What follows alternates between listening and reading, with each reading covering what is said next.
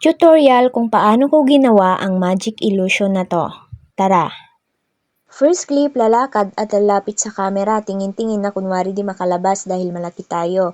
Tapos babalik, lapit sa camera ulit, tas ayan, nakalabas na. O, diba? Magic. Second clip naman, kuha kayo ng empty background, then edit na tayo. Dahil andito na tayo sa CapCut, pindutin ang second clip, hanapin ang overlay, at i-drag ito sa bungad. I-drag ulit papuntang dulo. Habang naka-highlight tong second clip, hanapin ang mask. Tapos piliin ang rectangle. At pindutin ang invert. Tapos itapat dito sa may gilid ng pintuan. Kapag okay na, pindutin ang check sa baba. Ngayon, habang naka-highlight tong second clip, hanapin naman natin kung saan palabas na tayo sa pintuan. Dito. Then, split natin, tapos delete. Then, ayan na. Try natin i-play. O, kunwari malaki siya. Tapos, pagbalik, labas ulit. Ayan, nakalabas na. Oh no!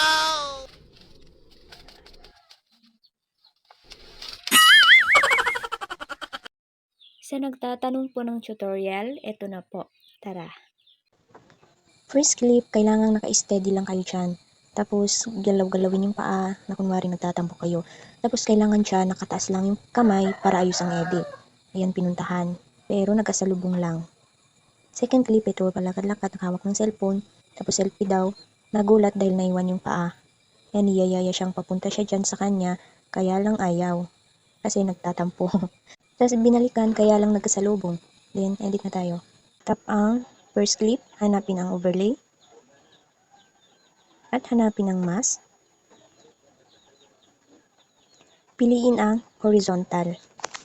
Tapos ikot lang natin. Ilagay sa pinakagitna ng katawan. Tap ulit ang horizontal. Tap feather. Adjust natin sa number 15. Kung nakikita nyo, hindi sila pantay, adjust lang natin to. Bawasan natin. Ayan. Okay na. Ngayon, hanapin naman natin kung saan pagalaw na yung paa para split natin. At tong naunang split natin, tap lang natin. Hanapin ang speed. Tap the speed. Tap normal. Tapos, ilagay sa 0.4. Tapos itong karugtong, i-adjust lang natin dito. Yan. Ayan, mukhang okay na siya. Try natin i-play.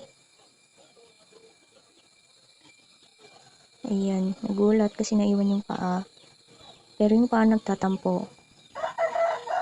Binalikan pero nagkasalubong. Ayan na, okay na.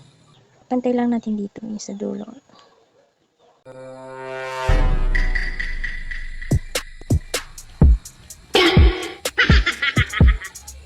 Hello!